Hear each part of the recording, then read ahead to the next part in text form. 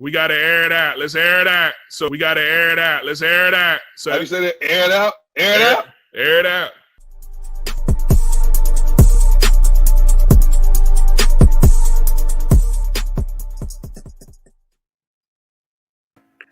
What is up, ladies and gentlemen? Welcome to the Air It Out podcast. I am your host, Avery Collins, a.k.a. Avery Collins. I am joined on a panel full of phenomenal analysts, and I want to shout them out. And I'm going to start in reverse order and start with the one and only. Say what's up to the people. What's up, everybody? Sorry if I'm a little tired right now. I've been dealing with really long week. Got to fly home to New Jersey over the weekend, and I saw that new Broadway show that came out this year. That show about Tina Turner. I don't know if y'all know about it. Mm-hmm. Yo, freaking amazing, man, amazing. Like the portrayal was just so freaking spot on, at least according to my parents, because I'm not young enough to have ever seen Tina Turner. Well, shout out to you. I'm glad you had a safe and enjoyable trip. That is what's up, and shout out to Tina Turner. You know what I'm saying? Darius is in the building, ladies and gentlemen, and he's got a little chip on his shoulder. We might get into that a little bit later today. Say what's up. All I'm saying is last week, y'all picked the Cleveland Browns. That's all I'm saying. Happy to be here. Happy to be here. Y'all gonna pick Atlanta tonight too? Just kidding. Wow, we're not going to get into that. You'll find out during our game picks, ladies and gentlemen. And Mr. Laid Back, I'm not sure why he's so laid back, because them Dolphins did a little hurt on them boys over there. I thought it was hashtag 450 around here, but I guess not. Coach Braxton is in the building. Say what up. Listen up. One game is one game. It's 17 games. It's a very long season. And we are still tops in this league. It is what it is. Injuries or not. So, we all good. We relax. We chill. Listen, we just got Jerome is spot on. Bump everything. That Spider-Man trailer is about to be crazy. I can't wait for that movie. Doc Ock is back in the building, and I love that they recast. Did y'all see the Brazilian edits where they showed the lizard getting kicked by an imaginary force, and everyone's that's supposed to be Toby or Andrew kicking them. I can't wait. It's going to be amazing. I think it has the potential to be the second best Spider-Man movie ever created. I don't think anything right now is topping Into the Spider-Verse. I think Spider-Man 2 is probably the greatest of all. Nah, Spider-Verse is the Spider-Man movie to ever be produced. That was great. Absolutely phenomenal. But I when the thing going. I don't know. Listen, I'm trying to tell you, Into the Spider. Go back and watch that thing. I'm trying to tell you, it's so good. Anyway. Wait. I just want to say one thing. Congrats to Avery getting engaged over the weekend. My guy, very congratulations. Happy you found the perfect woman in your life to spend the rest of your life with. How you feeling, Mr. Groom-to-be?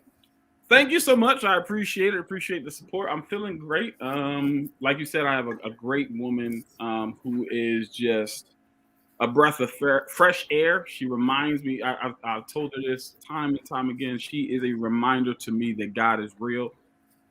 That's what she is to me. Thank you, Jerome, our CEO, behind the scenes doing the thing. So yeah, I'm more than grateful. I'm blessed. And shout out to everybody who was able to be in attendance. Everybody who was able to be in attendance. We pulled it off. She didn't know, or she says. So she says, So we were able to get a nice little surprise there. So shout out to that. Thank you guys. Appreciate it. Listen, with that being said, we are going to I think me and Coach Braxton. Welcome to the club, my guy. You know what I'm saying? We out here. We try to level up. That's all, But listen, we're gonna go. You're nice to live in the bachelor life. apparently. Oh, no, I'm next, bro. I'm next. It's coming soon. Okay. Stay tuned. We going. It's coming soon. Listen, we move. We move. 2020 has been a great year. Speaking of this year, it's been a great year, but a strange year. And speaking of strange things, I mean, let's talk about this COVID controversy. First, we have Aaron Rodgers. We're not sure if he's immunized or vaccinated. And now there's reports of Antonio Brown potentially presenting a fake vaccine card. What? I mean, I don't get this. Listen, the reports are that a chef has now stated that Antonio Brown of the Buccaneers has presented a fake vaccine card, meaning he is not actually fully vaccinated. Now, currently, these are just reports, speculations, allegations. We don't know for sure. But I need to know, what do you guys think about this? Darius, what comes to your mind when you hear this news? And we're gonna make this topic pretty short. I think it's one. I want to wait for more reports, right? Like I think we need to see what really happened. But if this is true, it's just another thing to add on Antonio Brown's crazy career with everything that's going on with him during the season and off the season. I think when you present a fake vaccine card, it's really not that serious. I think educate yourself, right? Educate yourself, ask the necessary questions about the vaccine. Obviously, you hear the commercials, you hear the health experts saying that the vaccine is safe. And, now we got children under, I believe, the age of 11 that are eligible for the vaccine, the booster shots and different things like that. So if you're still skeptical, ask health officials, ask other people. Yeah. And then, Antonio Brown, he's a profession, so he has to carry himself like a profession. So for him to have a fake vaccine card, did the Tampa Bay Buccaneers know? And then if they knew this, did they cover this up? So if this is true, I'm prepared to see a lot of suspensions and a lot of fines. And obviously the NFL is probably going to handle this the best possible way they can do. But I want to see what the other reports will say. But if this is true, man, just adding on to all the crazy things that AB has just continuously has done in his career. Listen, it'll be definitely interesting to see how this unfolds. In the meantime, please don't forget to like and share this video. Please do so. Also, send in your comments so we can talk to you guys. We want to know what you guys think about this situation. What's up, Mom? How you doing? We want to know what you guys think about this situation as we ask our panelists. And so the next, I want to ask you, Darren, what are your thoughts on this, dude? I mean, is this something that is maybe being too blown out of proportion early on without any, true proof? Or is this something that is like, hey, we need to go do an investigation here? Honestly, I'm not really that big on it. I really don't want to worry about it too much because of some fact. It's an old personal chef. Or is this guy telling the truth? Is this being truthful? How can we verify this? Once that gets verified and it's confirmed, then like my man Darius said, we have to understand just another thing in his long list of Antonio Brown storylines. That's really what it is at this point. But I truly don't believe that he's done it this time. Because why would you do it? We already seen what's going on with Aaron Rodgers, and now this is coming out. This is just another thing. So I'm not really big on it until I know it's verified. Don't want to get too much into it. It's really, really strange. I mean, it makes you wonder, what was the NFL's protocol and or checks and balances systems to confirm whether or not somebody was vaccinated? Was it just word of mouth? Did they have to show a vaccination card? Did they get documentation from, some type of clinic and or doctor, and to get the verification that they did get the vaccine? So it raises so many questions. Juan, what do you feel about it, man? So the report came from the Tampa Bay Times, and the Tampa Bay Times is known to be one of the more credible sources of journalism in Florida. They also have one of the top investigative teams in all of journalism. So I don't take anything that they say as a lie in the situation right now. But from what they said, apparently Brown had obtained the card from a former live-in chef with the intent of circumventing it through the NFL's virus protocols. So first off, a former live-in chef telling the Times that AB went out and got a card. We know that AB hasn't always been respectful to his staff or the people around him. So there does come the question whether or not like this is kind of like a former employee with a grudge trying to ruin AB, or whether they're trying to try to get a money settlement out of it, which is weird because newspapers in America don't pay for interviews or stories or evidence. That's more in the UK. Maybe it's something to try to get out of AB. Whatever the situation is, if it's regardless of whether or not it's from a chef or not, if this story turns out to be truly like a real thing, I don't see a harsher consequence coming down on Antonio Brown right now. I mean, you just saw how Aaron Rodgers was able to circumvent the NFL's COVID protocols by saying, "Oh, I'm immunized, but I'm not vaccinated." Granted, Aaron Rodgers is in a totally different stratosphere than Antonio Brown. Nevertheless, a superstar is a superstar, and you treat the superstar with the kid gloves that they usually come with. And with Antonio Brown having gone through so much of this scrutiny in other situations before, it doesn't surprise me if the story will die down like over time, and then Antonio Brown has to pay some sort of fine or whatever, and move on with his life. Like, I don't think the NFL is going to take it this seriously. I don't really have faith in their system and disciplining Brown, and I think it's just another thing to chalk up for the strange and unusual career on and off the field that is Antonio Brown. It'll be very, very interesting to see how the NFL handles this. Do they allow the Buccaneers to dish out the punishment? And if they don't, what type of punishment do they hand out? And again, this is all if these reports are in fact true. Now, let's also be reminded that Florida was one of those states. They didn't really care. They didn't shut down. Masks weren't, mandatory. They were like, hey, Definitely weren't. Especially Jacksonville, Tampa, those areas. They're like, listen, y'all go ahead and live Orlando too, bro. Live at your own risk. And Antonio Brown is in that situation. He probably was like, okay, cool, say less. Let's go ahead and rock out and try and play some football. Speaking of football, we're going to get into some more football talk and talk about some players who may potentially end up having Antonio Brown type of careers, but we're not sure just yet because they're rookies. And I want to ask you guys, which rookies this year have impressed you the most? Like, who are the guys that you're like, you know what, this guy right here, listen, no more AB talk, okay? We used to talk about him every week. Listen, that was a rough year. Okay? It was literally every week. It was AB. Listen, I want to know who you guys are saying is the most impressive rookie this year. The guy that you're like, you know what, he could probably win Rookie of the Year right now if the season ended. Darren, I'm going to start with you. Okay. So I'm going to do one offense, one defense. And my defensive guy's not going to be in the defensive rookie of the year conversation, possibly. But he's a rookie that I've seen has developed and is doing pretty well, especially of lately. We all know where this is going. Eric Stokes. I did not see that coming. I apologize. I totally apologize. There you go. So listen up. Green Bay Packers, Eric Stokes.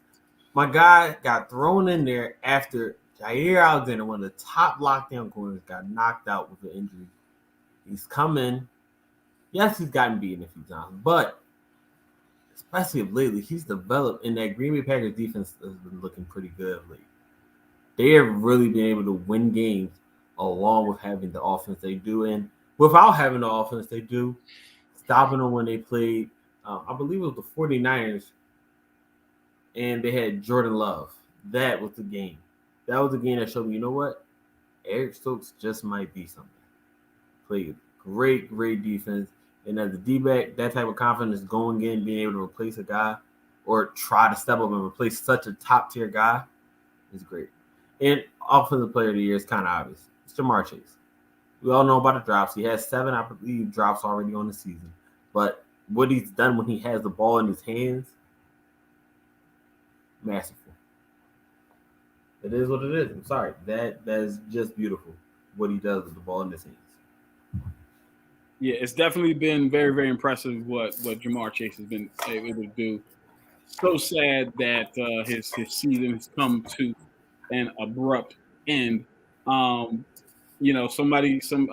believe that who was that just posted easily Micah Parsons. I think that was somebody who knows a little bit about inside the hashes. I mean, I could be wrong, but you realize, let me know. I think that might have been Mr. LaMarcus Bailey. What up, man? Shout out to you being in the chat. We appreciate it. That is Stunt Nation right there. You already heard. All right, so I want to go to you, Juan. Talk to me. Your most impressive rookie, offense and defense. So, it's easy to take the Micah Parsons, Jamar Chase route to talk about the impressive rookies. And yeah, Najee Harris has been impressive too. He's the number 1 back in terms of broken tackles with 25. But I'm picking my 2 rookies out of the greatest city in the world. 1 from each team, in fact. I'm taking the first one I'm going on offense is running back Michael Carter from the New York Jets. All right. I don't know. Jerome, LaMarcus, you and I were all 3 of us were down there last year when we went to the Senior Bowl to see how incredibly talented Michael Carter was. All right, he was easily one of the top players in the camp, breaking tackles and finding holes within a makeshift offensive line, especially in the seniors. I know I'm being a bit of a homer, but it's warranted. Look, through the 9 games that Carter has played, he has 673 total yards from scrimmage. That is not a scrub stat to put up. He is on pace to be only the 4th rookie in NFL history to put up 1,000 yards from scrimmage in his first season. I'm trying to look at it. He's also 3rd in the NFL in most missed tackles. All right, so we know the guy can evade tackles, can break tackles. He's got power, he's got speed, and he's developed into a decent pass catcher within this Jets system. All right, he's easily been one of the few bright spots that this team has outside of a developing Elijah Moore, but he's not. Elijah Moore's good. He just hasn't impressed in a more consistent basis as much as Michael Carter has yet. So that's one part of it. The other part of it is with the New York Giants. It's edge rusher Azeez Ujulari. All right, really good 2nd-round pick by the Giants this year. He's 2nd in the league among rookies in sacks, 5.5 so far. He has 6 tackles for losses, 1 forced fumble, and the best part of it, he's only played 65% of the defensive snaps on the team. So he's making good with the most time that he has. All right. Both New York teams have some good stars to look forward to in the future. That's all I'm going to say out there. I like it. I'm not mad at that at all. I like how you kind of went against or outside the box there. So I really do like those 2 good. Those are 2 good picks. And I think Michael Carter definitely has a really solid career ahead of him as long as he stays healthy and they continue to build that offensive line. I think he's very, very talented of a running back. Darius, I need to know your most impressive rookies. Talk to me. Let's do it. Y'all really gonna ask me that? Y'all don't see the shirt? Bruh. Nah, I'm kidding. Obviously outside of Mac Jones, you got a couple of guys, right? Somebody who I really thought, how are they gonna use him with the weapons that they have, right? And one guy that I really think is impressive outside of Jamar Chase, and he's in that receiver group, is Jalen Waddle. And it's simply because they brought in Will Fuller. Yeah, he was suspended for the first 6 games, but you kind of already had that 3 threat. Then you got Devontae Parker over there and Mike Gesicki. So for me, Jalen Waddle, he's been impressive just because of what he's doing within that offense and not really having a steady quarterback to throw him the ball because it's always either Tua or Jacoby Brissett. Yeah, I thought too, Darren. I definitely thought Darren was going to say Rashad Bateman. But no, Jalen Waddle is somebody who's really just been pretty impressive to me. And again, it's in his role. Like, he's getting open, he's creating separation. And then the Dolphins are utilizing him the way that he kind of was utilized in Alabama. And I love that. Now, going into year 2, if the Dolphins can obviously get the quarterback situation settled, you have a legitimate threat with Jalen Waddle and Devontae Parker. Devontae Smith, another guy who beat Patrick Surtain on a beautiful dime from Jalen Hurts. Everybody's looking at the catch, but the throw was a beautiful dime. He's having a really, really good season. Obviously, Jamar Chase, what he did against Baltimore was just pure homicide. He did not have to do that against Baltimore, breaking that slant pass and taking it all the way to the house. Everybody knew Jamar Chase was going to be good, but to be this good in his first year and putting up the numbers that he's putting up, it's really amazing. We didn't have to use that as our example. I had to, man. That was not needed for our example. It was the one game. Highlight. It was the one game. As your example. And then Michael Parsons. I mean, the guy has totally alongside with Trayvon Diggs, but that Dallas Cowboys defense looks so much better than it did last year.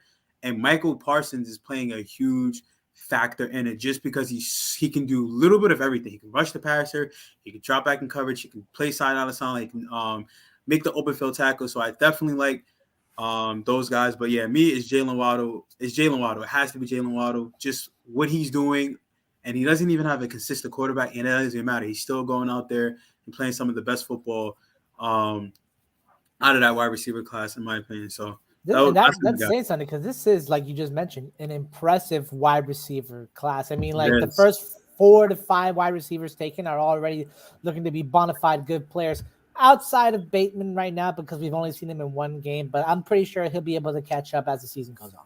I got one more. The guy we're playing up against tonight, Kyle Pitts. The guy, I was a little skeptical about him in the beginning. I wasn't really seeing a lot, but now he's really coming to his own. And he is a matchup nightmare, and it's going to be fun watching him going up against Adrian Phillips, going up against Kyle Duggar. How are the Falcons going to utilize him? What type of coverage are the Patriots going to throw at him? So it's going to be fun. And you heard the words from Bill Belichick, what he called Kyle Pitts. So I definitely think he's another guy that you got to be like, okay, he's living up to his draft hype. It's going to be very, very interesting to see tonight for sure. I mean, I want to give some honorable mentions on the offensive side. My honorable mentions are, in fact, Kyle Pitts. I think that, again, what he's doing as a rookie tight end, typically rookie tight ends do not have good first years. He's breaking the mold in that regard, and he's doing extremely well. Honorable mention to Mac Jones. He is playing really, really high-level quarterback play right now. He's not blowing you away. His IQ is just on display every single week, and we can see why there were comparisons to Tom Brady. It wasn't a skill set thing. It was an IQ thing. And if he continues to evolve and get a grasp on McDaniel's offense, he's going to be a very, very scary quarterback moving forward. And that it looks like they've got their guy moving forward for the next at least 15 years. And last honorable mention, of course, Jamar Chase.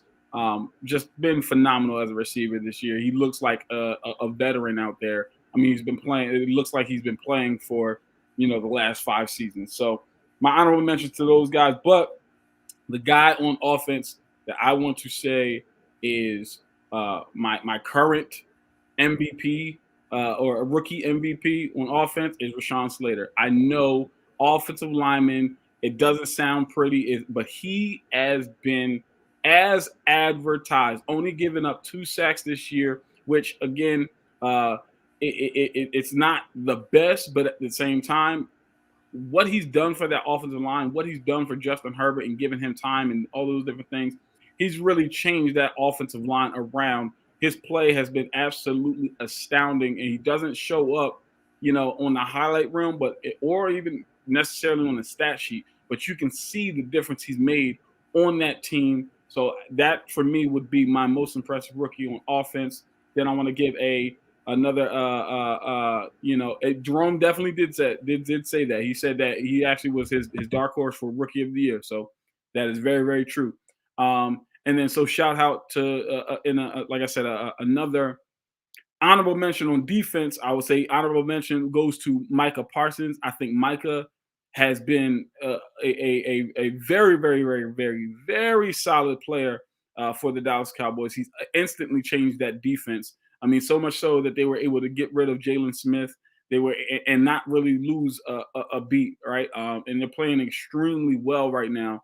And so we saw what they did to my Falcons, held them to 3 points and completely bopped on them. And I just want to point out my my hot take. What did I say? That we're going to get beat by 30 and end up getting beat by more than 30 points. So with that being said, my point is exactly we know.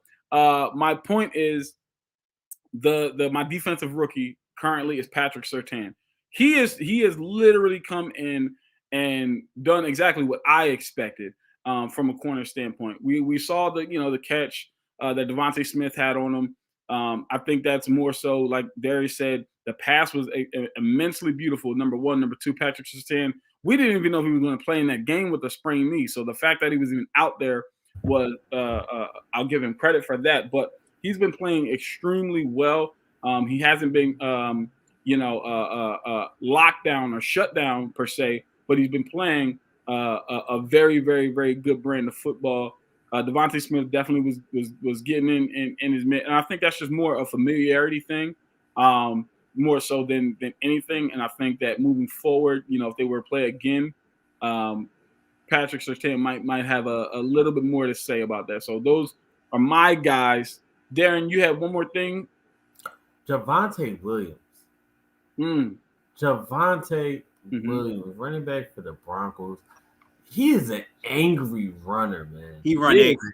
He run angry runner, and I love it. This is the most impressive rookie. Not just he impresses me by his determination. He goes in between the tackles, goes north and south, and really punishes guys, and it shows.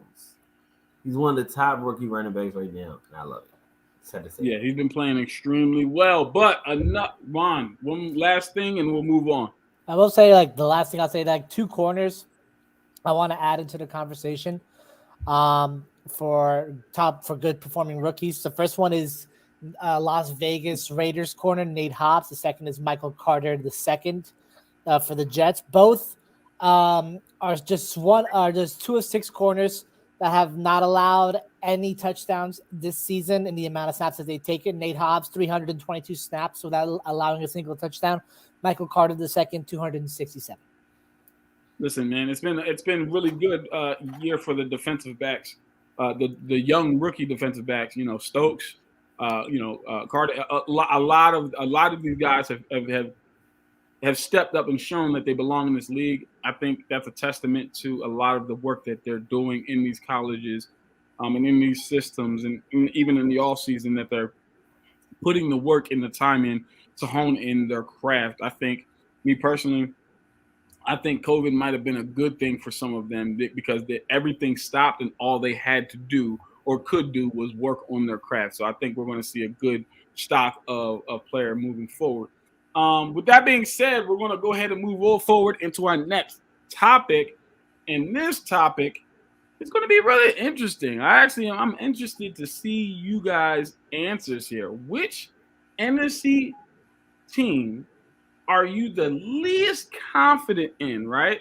And what I mean by that, I'm not talking about those bottom tiers. I'm talking about those guys who are like in the hunt right now, or maybe even already, if the season was to end today, locked yourself into the playoffs, but you're just like, I'm not so confident in those guys. Darius, talk to me. Who is the team that you're like, yo, I don't know about that?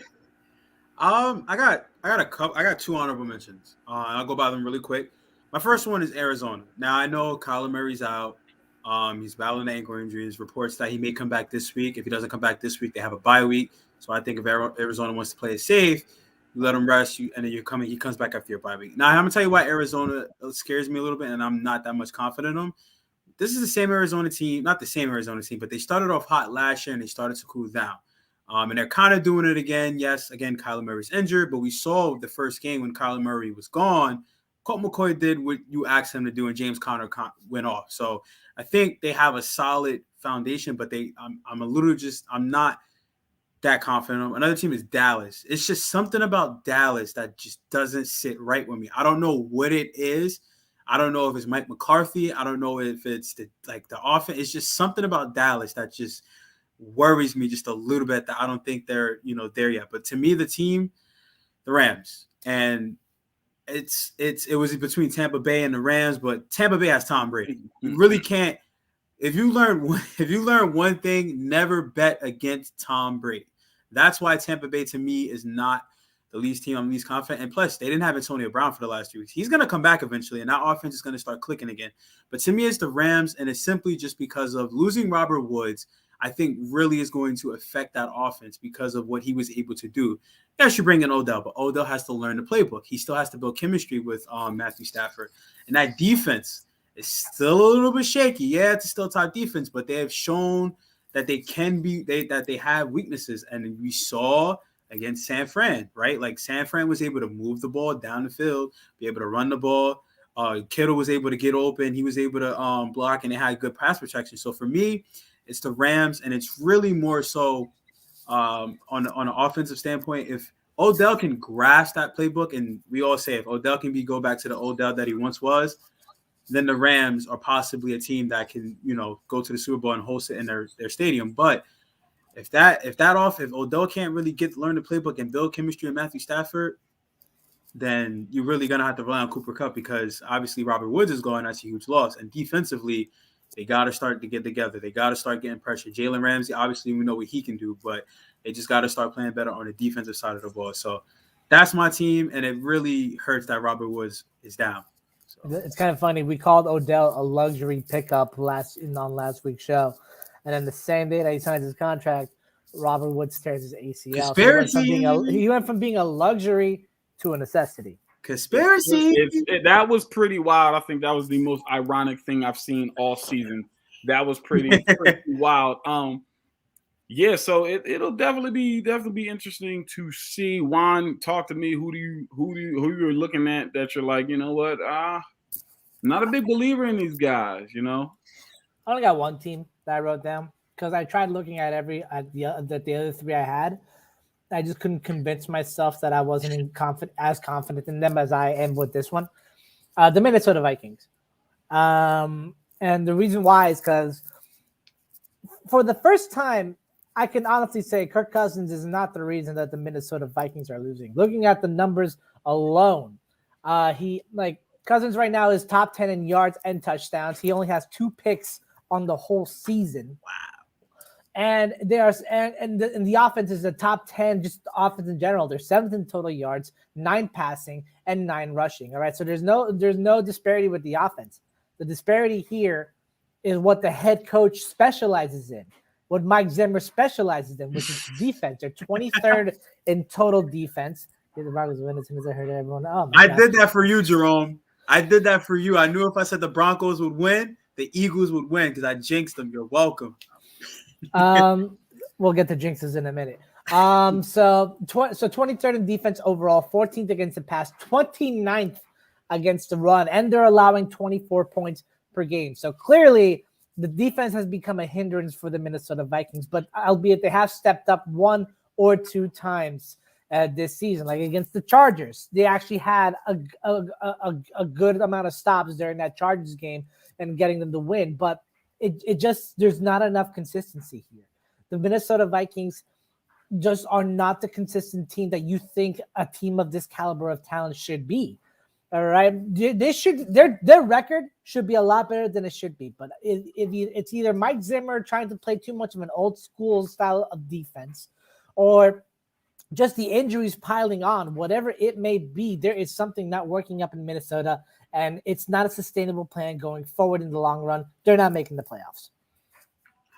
Jacob, I agree with you. I have zero confidence in Kirk Cousins. Yes, he's been playing better this year, but again, we saw what happened in primetime. Another L. So even if they do get into the playoffs, that's primetime football, and I just don't have any faith in Kirk Cousins in primetime. So I can agree with you there, Juan.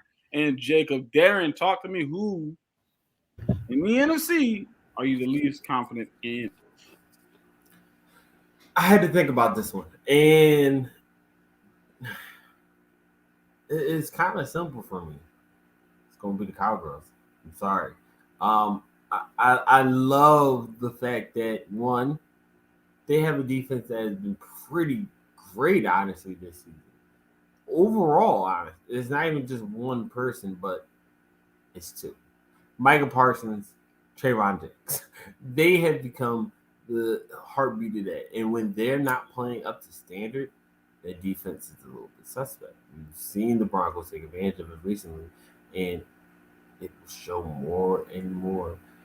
You can see, especially with Michael Gallup being out and him just trying to ease back into it, they're not the same team. They're going to have a little bit of hiccups, and I'm just not sure.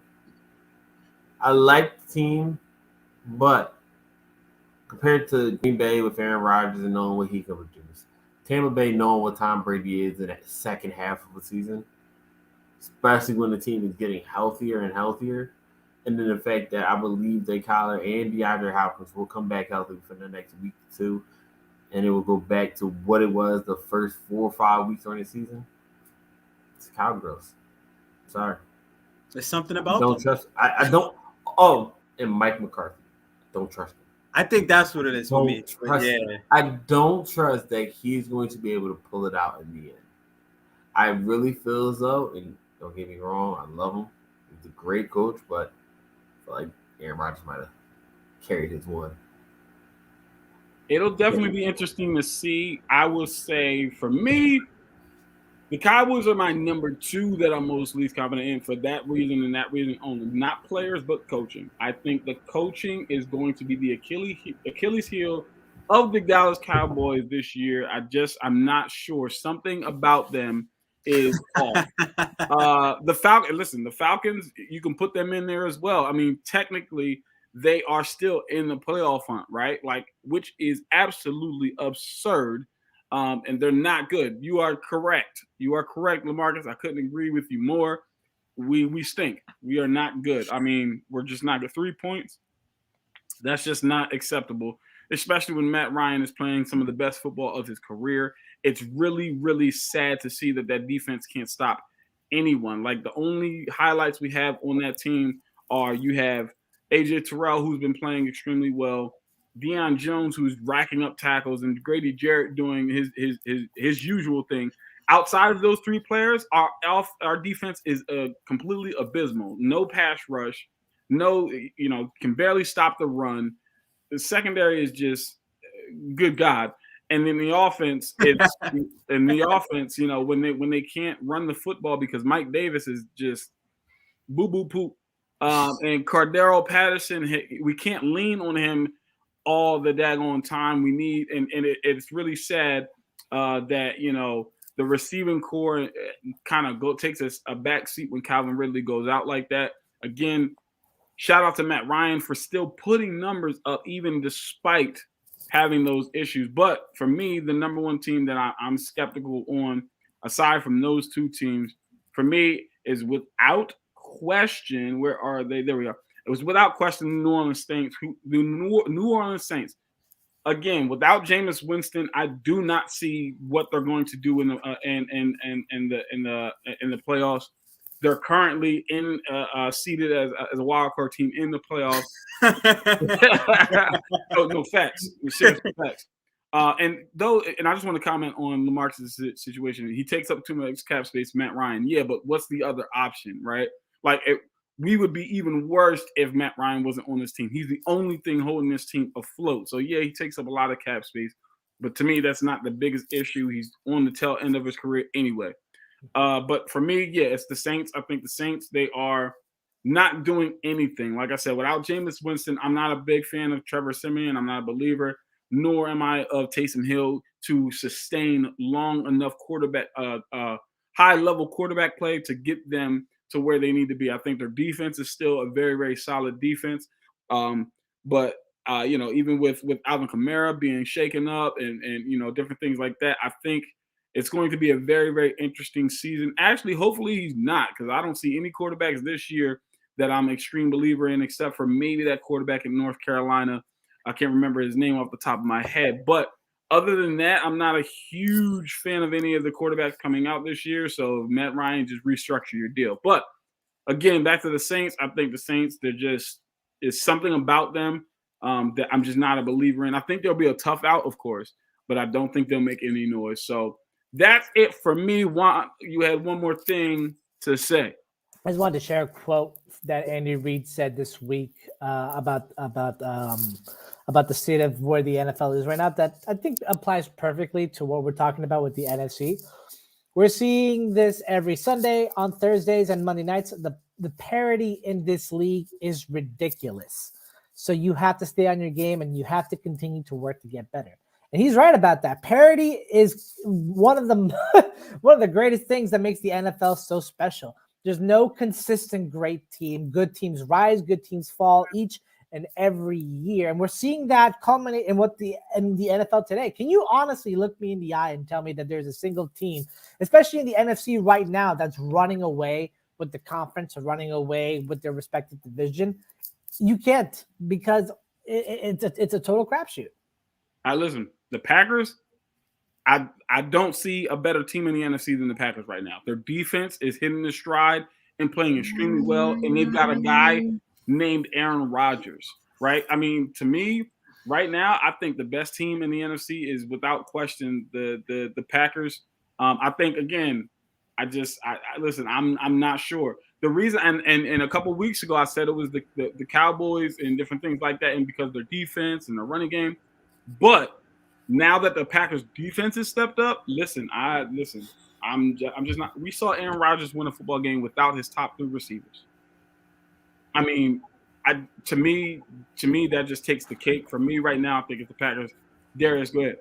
I will say this: the playoffs are a different animal. Very different animal. We saw what happened last year with Aaron Rodgers. Very different. They were the number 1 seed, and this is true. They ran into Brady and them boys. So this regular season's cool, and I just don't think which is why, again, to Juan's point, we're talking about right now. We're talking about running away with the division. I'm not a believer in the Bears. I'm not a believer in the Vikings. I'm definitely not a believer in the Lions. So I think the Packers run away with their division, end up again potentially with the number 1 seed, because I think the Cardinals playing one of the most roughest divisions in football, one of the most competitive divisions in football. So you got the Rams and the Cardinals, and if that's going to be something, Dallas, as good as they look, they can be beat. Let's just call it what it is. They can be beaten. We saw that happen. And then the NFC South, I mean, it's the Bucs and then everybody else. So yeah, but I mean, the Panthers now, they're starting to look good. Their defense, I mean, I think they've only allowed one 100-yard rusher this year, if they have. So they're playing extremely well. Shout out to Jerome for saying that we're a top 5 defense. They really do look like it. And Jerome says the Seahawks are the team he's not a believer in. Well, I'm not either, and they're not in the playoff picture currently, so I'm not really worried about them. They could, but I don't see it happening. All right, so we're gonna go ahead and move on to my favorite topic, the Air It Out game picks, ladies and gentlemen. Air It Out game picks. It's time to get these game picks in, and I want to know what you guys got on tap for today. So let's give a little recap. Last week, Juan, what is going on, man? You're falling behind here. Juan goes an abysmal 4-9-1. Goodness gracious. Last week it's 4-10. This week it's 4-9-1. Me and Darren tied at 5-8-1. And then Darius at 6-7-1. He's the only one who has one win above the rest of us, and that's because he's the only one who picked the New England Patriots. And you all lost. You all lost. So what happens if you vote against them? Go against them. Yeah. So shout out to Darius for that. With that being said, it brings our overall records to in last place, but only one game behind Darius at 84-66-1, right behind Juan at 85-65-1. It's getting close, y'all. It's getting really close. Darren is in second place at 87-63-1, and then myself at 91-59-1. It's getting close, y'all. Anybody can win this. These game picks are getting really, really, really serious. And I just want to shout out again for a hot take I had last week when I said the Lions would get their first win against the Steelers. I was wrong. They didn't get a win, but they didn't lose. They did. Better than losing. A tie is better than losing. So everybody's got a 1 in the third column now. All right. So Darius, because you had the best record this week, and because you were the only one who picked your boys, the Patriots, to beat the Browns, and you were correct, and they stomped them. They put a nice little hurting on them. I'm going to give you the floor and let you give us your game picks and your one explanation. I mean, tonight's game, really. I mean, this is not my explanation game, but I think it's a trap game for the Patriots. I think it's one of those weird games. I think obviously the Patriots are going to win, but it's going to be one of those weird games.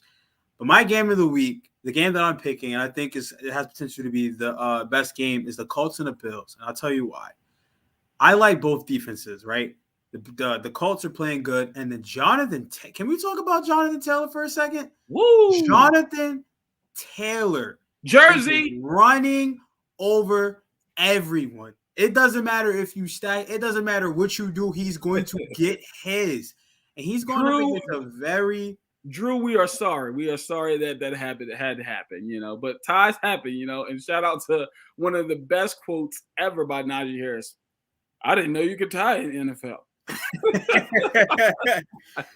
But man, Jonathan Taylor going up against that really good Buffalo defense. Josh Allen going up against the Colts. This is my game of the week, because if the Bills lose and the Patriots win, now it's like, okay, now you're gonna start seeing people say, and then the Patriots play the Bills the following week. Now you're gonna be like, this game matters. Now the Bills have to win games. It's not like before last year where they can run off with the division. Now they have to play these games and they have to win these games. And the Bills' schedule does not get easy. So it starts with them beating the Colts, but I just think the Colts are doing Carson Wentz is playing pretty well. I know Eagles fans are excited. Jonathan Taylor is balling, so I got the Colts coming out of there with a win. I think that's not really an upset, but I just think the Colts obviously have a better running game, which means they can control the time of possession, which means you can keep Josh Allen off the field, right? And that's how you beat a quarterback like that. Ravens, Bears. My gut wants me to take the Bears because it's the Bears, but I don't see the Ravens losing back-to-back games. I don't see Lamar Jackson losing back-to-back games. He has a chip on his shoulder. I think he goes out there and he dismantles the Bears through the air and through the running game. I'm taking the Ravens. Lions, Browns. Upset alert? No. Last time I said the Lions were going to win, they didn't. I'm going with the Browns. They got smacked in the mouth against the Patriots. They're going to come out there and they're going to completely destroy the Lions. Texans, Titans.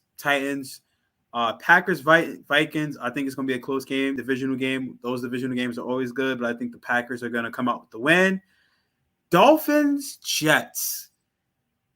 I picked the Jets last week and they got blown out. I'm sorry, Juan. I got you excited. I'm doing it again, though. I'm picking the Jets this week. I think the Jets are going to win. I believe Joe Flacco is starting. You never learn, do you? Joe Flacco is starting. I think the Jets are going to somehow. I don't learn. I think the Jets are going to win. Saints, Eagles. This is a game last year that Jalen Hurts really where the Eagles weren't supposed to win, and they somehow won. I think they do it again. I think the Eagles win this game. Washington, Panthers. Cam's back. Washington with a really, really good win. They got some momentum going against Tampa Bay. But I just think with Cam being back in Carolina, that team is playing really well. They're excited to play football now. They got a really good win against a really good Arizona Cardinal team. I'm taking the Panthers. 49ers, Jags, 49ers. Bengals, Raiders. Bengals coming off a bye week. Got a little bit healthy. I'm taking the Bengals. Cowboys, Chiefs. Wow. Another really good game. I'm going to do it. I'm going to take the Chiefs. I think it's going to be a shootout. This has potential to be one of the highest scoring games this week if the defenses doesn't show up. Cardinals, Seahawks. Russell Wilson's back. He got shut out. Still no Kyler Murray. I don't know if he's going to play. I don't think he should play. I'm taking the Seahawks. Can't bet against the 12th man when they're home. Steelers, Chargers. Steelers didn't lose last week. I'm taking the Steelers. Giants, Buccaneers. Tom Brady struggles against them Giants. He usually struggles against them Giants. I don't know if Antonio Brown's going to play, and I think that makes a huge difference. I'm going to do it. I'm going to take the Giants by 3. I think they win. I think Daniel Jones plays pretty well, and I'm taking the Giants. So those are my picks this week. Woo, Darius with some upsets, man. He getting spicy. You gotta take risks. You gotta take a little risk. You know, getting spicy. Listen, he said, "I'm coming for first place." I like it. I'm not mad at it. That's good stuff. All right, Juan, game picks. Let's hear it. And one explanation. Well, first off, hashtag unzip the hoodie. And, I will say my game picks have been cursed, especially with my jersey picks. I've been on a bit of a losing streak in case y'all have been keeping count on my stories. So that would mean, who am I picking today? Of course, I'm taking the Patriots to beat the Falcons tonight. Learned from last week. I mean, I've kind of been cursing all the jersey picks. So, I see what you're doing there. Yeah, so we'll see how that goes. But in all honesty, I do think the Patriots pull out the win here, and it'll be a convincing win too, because I just think it's too much for Atlanta to overcome. Indianapolis at Buffalo, I'll take the Bills. Baltimore in Chicago, it's going to rain hellfire a la Lamar Jackson over this Chicago Bears defense, so I'll take Baltimore. Detroit at Cleveland.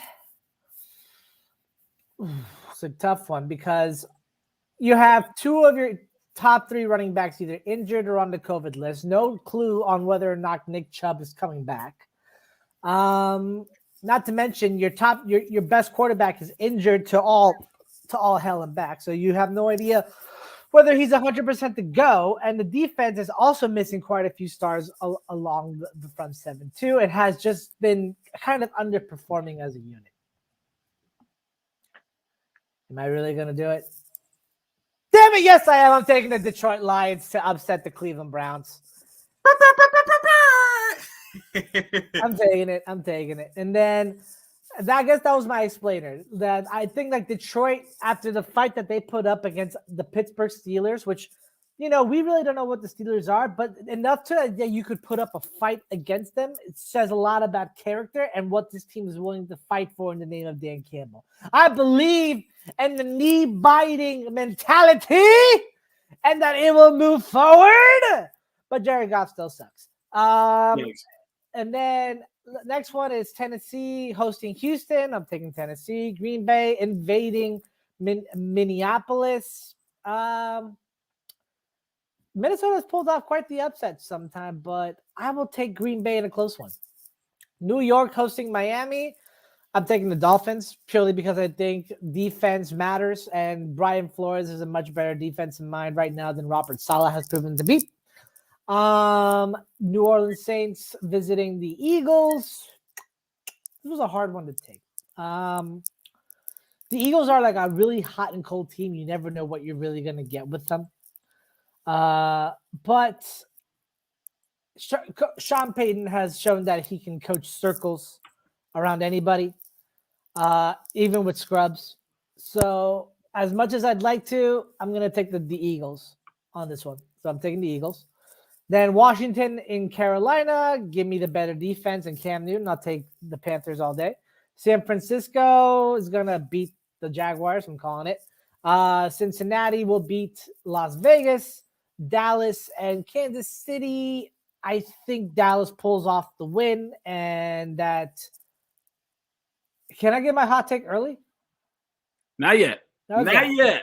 All right. I think think Dallas wins and by a mile. And then Arizona in Seattle, I will take Arizona. Pittsburgh in Los Angeles, I'll take the Chargers because Minka Fitzpatrick is still questionable and they're out Joe Hayden. And New York and Tampa Bay, give me Tom Brady on a bounce back. I'll take the Bucs. All right, I like it. Some good picks there. Some upsets and sprinkling in some potential blowouts as well. I can't wait to hear these hot takes. All right, Darren, talk to me. What are your game picks, sir? All right, so Falcons over the Pats, Ravens over the Bears. You just don't learn. Bills You just don't learn. You really did not learn from last week. That's a petty thing. You're going to learn over the Browns. You're going to learn what a Falcons loss look like today. Go back to that last pick. Say that again. Okay, so I'm gonna say them again. Yes, please. Falcons over the Pats. Ravens over the Bears. Bills over the Colts. Lions over the Browns. Titans over the Texans. Pack over the Vikings. Finns over the Jets. Saints over the Eagles. Sorry, baby. Panthers over Washington. 49ers over the Jags. Eagles and the Raiders, that's going to be a good game. Those teams are very level. They're almost even. Bengals over the Raiders.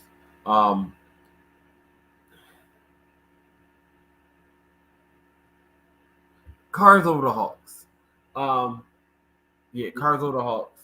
Chargers over the Steelers. Bucks over the Giants. And my explanation game. Cowgirls versus the Chiefs. Now, Cowgirls have been doing very, very well this year. And like I said before, there's something about them I just don't trust. And I think this is the game that I fully see it fruition. I think Trayvon Diggs is going to have his worst game. Tyreek Hill is going to have a field day. He gonna get exposed. So I'm not going to say my hot take just yet, but Chiefs win this game. All right. Okay, ladies and gentlemen, man. Listen, I can't wait for these hot takes, man. Y'all got the tension in the room real high. I'm unsure. Darius, what's up? Did you do the Giants game? Giants and Bucket. Oh, he did. Oh, okay. He did. He said Bucks. the Bucks. He said the Bucks. Oh, okay. So I'm just okay. All right. He said the Bucks over the Giants. Okay, I'm gonna go. I'm gonna make it quick. I'm gonna leave tonight's game for my explanation. All right, listen, man. Those graphics are dope. Ooh, those are man. Where do you First get of all, these? Those are what did amazing. they do with Tom Brady's chin? We're not gonna talk about that. All right, But Colts shit. versus the Bills. This is easily the toughest game for me. As Juan stated about, I believe he said this actually about the Eagles being hot and cold. I think the Bills are the same thing. I mean, they just you see they have all the pieces to just be really dominant, and something happens and they lose to a team like the Jaguars 9 without scoring a touchdown. It's like what is going on? So I'm going to actually take the Colts here. I'm going to agree with Juan. I think the Colts are just playing really good football. Or excuse me, Darius. I believe the Colts are just playing really good football right now. And I think Jonathan Taylor is showing off. You know, Woo! He's a grown man. Listen, Cordell Patterson rolled out tonight. Jersey. You know what I'm saying? Cordell Patterson rolled out. You want to switch your game pick, Darren, or you still want to? I'm gonna go ahead and switch my fantasy football real quick. My lineups real quick. Get those Falcons over the Pats. So Ravens versus the Bears. I'm gonna take the Ravens, though Justin Fields is playing really well. But the Ravens got the better version of Justin Fields over there, so they're gonna be ready for that. So I'm going to go with the Ravens there. Lions versus the Browns. I think the Lions gave their last-ditch effort to win a game this season. I'm going to go with the Browns. The Texans versus the Titans. I'm going to go with the Titans. Green Bay Packers versus the Vikings. I honestly don't think this is a hard game to pick. I think it's going to be the Packers, and I don't think it's going to be close. Though I think Dalvin Cook does his thing in the passing game, not the rushing game. Dolphins versus the Jets. I'm going to go with the Dolphins. If that defense shows up like it did against the Ravens, the Dolphins can make some noise late in the season. So I'll go with the Dolphins there. Plus, Joe Flacco's coming in, and I don't know about Joe Flacco. I actually probably would have had more faith in the Jets if Mike White played. But anyway, and wait, before we even get into that, like I said about Mike White, there was no film, and then there was film, and then there was 4 picks. So Saints versus the Eagles. I'm going to take the Eagles here. I think the Eagles pull this one out, man. I think it's going to be a hard-fought game, and I'm going to go with the Eagles. Washington versus the Panthers. Ooh. I'll go with the Panthers here. I think the Panthers got some momentum, and bringing Cam back was some good morale stuff there. Cam versus Ron Rivera. That's going to be good to see. 49ers versus Jags. 49ers.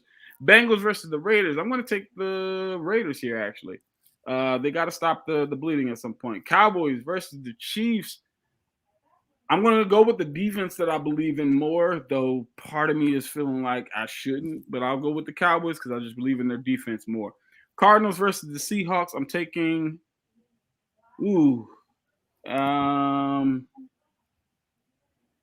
there's no way Russell Wilson doesn't throw another touchdown. I'm gonna do it. I'm gonna take the upset. I'm gonna take the Seahawks over the Cardinals in the division game there. Steelers versus the Chargers. I will take. I'll give me the Chargers. Giants versus the Bucks. I'll take the Bucks. In my explanation game for tonight, listen, man. Patriots versus the Falcons. I can't wait to see it. No Cordero Patterson, so that hurts the Falcons' offense tremendously. That means no Cordero Patterson and no Calvin Ridley. So it means they're going to lean heavily on Kyle Pitts, which means there's double teams coming out the wazoo for Kyle Pitts. He's going to be the biggest offensive weapon now that these guys are out of the game. Mike Davis, again, he's been a shell of himself of what he was in Carolina last year when Christian McCaffrey went down. So he's not looking really good. The offensive line is not playing extremely well. They just got beat up pretty bad by a really good Cowboys team. The defense can't stop anyone from scoring. Jacoby Myers might look like Randy Moss today. And Mac Jones, he just looks really good right now. He's starting to look really comfortable in that offense. He's starting to make some noise. His IQ, he's making really good decisions on the football field. And here's the reason that I believe the Patriots will win this game. It's because we don't know how to cover the flat for some reason. And the Patriots love throwing to the running backs in the flat. I think the Patriots running backs, if you have them, you might want to start some of them in your fantasy today because they might eat a little bit today. I'm going to go with the Patriots tonight over the Falcons, even though the Falcons are at home. Let's get into these hot takes, ladies and gentlemen. Smart man. Let's do it. Hot takes. I'm going to start with let's go with Darren. Give me your hot take, sir. Two simple hot takes for y'all guys real fast. So, Mariah said that it's definitely going to be the Chiefs that wins. Trayvon Diggs gets torched this game. He's going to give up almost 200 yards to Tyreek Hill. Tyreek Hill will have $150 by half, over 250 by the end of the game. 2 touchdowns. My second one. 250? The Ravens win. The Ravens win versus the Bears. Of course, But Ravens. Justin Fields throws for over 300 yards. Okay, that's a little more mild. I can see that happening with your secondary being injured. I can see that. But that first one, 250 yards for Tyreek Hill on that Cowboy defense, boy, I try to tell you. But listen, I ain't gonna get into that. Juan, give me your hot take. Hot take Thursday. All right. I'll give 2. I'm going the complete opposite direction. Trayvon Diggs won't get burned. He'll pick off a Patrick Mahomes interception and return it for a pick 6. And we'll keep Tyreek Hill to just 3 catches under 30 yards. That's my first. And then my second is DeAndre Swift goes for 150 plus yards from scrimmage against the Cleveland Browns. What? I like the Swift one. I love it. I like it. Swift one. I like that. I love the Swift one. I can see it. I can really see it. That's good. All right, Darius. Hot take Thursday. I'm gonna be a homer. I try not to do these with the hot takes, but tonight's game is going to be an offensive just juggernaut game for the New England Patriots. Rondamore Stevenson is going to rush for 100 yards. Damian Harris is going to rush for 100 yards. And Mac Jones is going to throw for over 350 yards. The Patriots are going to have over 500 total yards of offense in tonight's game and completely blow out the Atlanta Falcons. The first half is going to be one of those games. All right, cool. It's going to look like a competitive game. But once the second quarter comes, Patriots are just going to run the ball, and Mac Jones is going to find his groove, and he's going to light that Falcons defense up. That's my hot take. Okay. All right, listen. I mean, you said it. You said the Falcons can't stop the run. The Patriots love to run the ball. Mac Jones is throwing the ball very efficient, very accurate. Kendrick Bourne is playing well. I think you're getting a little disrespectful with the following. But I'm gonna let you slide on this one. My hot takes, I'm gonna give you two. One is a season hot take, and the other one is a week hot take. It's actually going to throw off our game pick. So I'm gonna start with that one. There's going to be back-to-back weeks with the tie. We're going to have another tie this week in the NFL. I don't know what game it's going to be, but there's going to be another tie this week in the NFL. And my season hot take, Aaron Rodgers wins back-to-back MVPs. It's going to happen. You heard it here first, ladies and gentlemen. With that being said, it's the Air Out Podcast. Thank you all for joining and jumping on. Don't forget to like this video, share this video, and don't forget to send us your comments when we are live. And you know how you can do that? You can go to our YouTube and hit that subscribe button and then hit the notification button to know when we are live. We want to see you in the comment section so we can interact with you. Thank you to everybody who did join in on the episode today. It's been phenomenal. Don't forget to follow all our social medias. That's Instagram at Inside the Hashes, Twitter at Inside Hashes, and Facebook at Inside the Hashes. And please check out the website, www.insidethehashes.com. Blogs, fantasy football, which again tonight should be interesting. We got podcasts, we got interviews. Listen, check it all out again, www.insidethehashes.com. For Jerome Jones, the CEO in the background, for Darius, for Darren, and for Juan, I am Avery. Air It Out Podcast, over and out. Matt Ryan for president. Love you, Mom. Matt Ryan, stop patting the football. We can see it. It happens every time. That's why you threw all them picks yesterday or last week, because you keep patting the ball and anybody can. JC Jackson pick 6. Don't pat the ball when you throw it. Just get back and how you handle it. Just let it go. Oh, man. All this stuff like that, Matt Ryan. The Bears